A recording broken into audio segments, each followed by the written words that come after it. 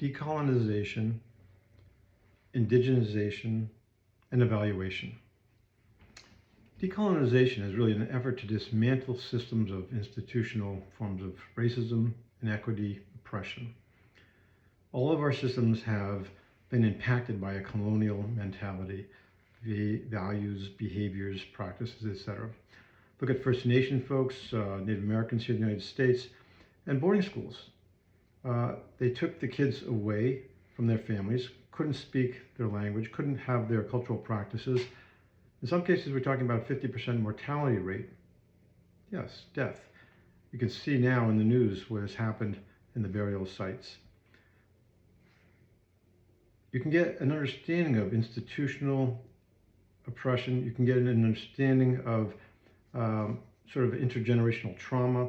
The idea was to assimilate, and you understood the intentions was to make them in the United States more American without the other system of values and practices, and to basically annihilate, to eliminate those practices. So the mentality at the time, in its own way, for some were well-intentioned, others not. But the effects were devastating. Moving quickly, though, to indigenization, that's something that indigenous folks need to deal with rather than historical bystanders or colonizers, etc. That has to do with really language revival, land-based practices, that sort of thing. So what does this have to do with evaluation? A lot. We need to reflect on our own assumptions, our own practices, our ways of doing things, our language. We need to embrace other ways of knowing. Let me give you a concrete example. When I was first introducing empowerment evaluation, I ran across a bit of, how shall I say, opposition. And I wrote this in one of the books, Positions of Privilege. Empowerment evaluation is grounded in my work with the most marginalized and disenfranchised populations, ranging from urban schools and communities to health programs in South Africa, in townships, who have educated me about what is possible in communities overwhelmed by violence, poverty, disease, and neglect.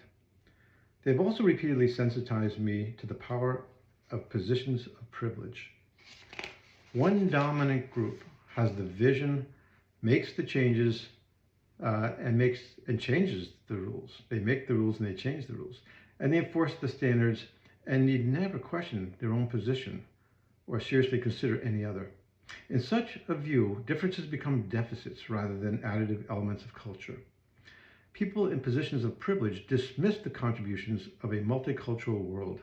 They create rational policies and procedures that systematically deny full participation in their community to people who think and behave differently.